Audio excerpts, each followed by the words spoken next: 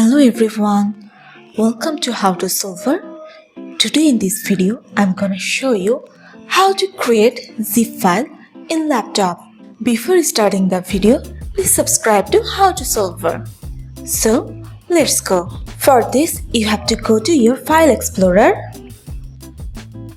Then go to your file and select your file more than one. And click the right button of your mouse. Here you can see compress to and go to zip file. Click on it.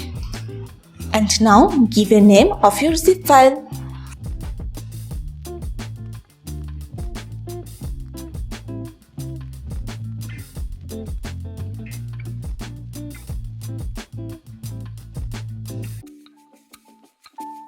So this is how you can create zip file in File Explorer in your laptop.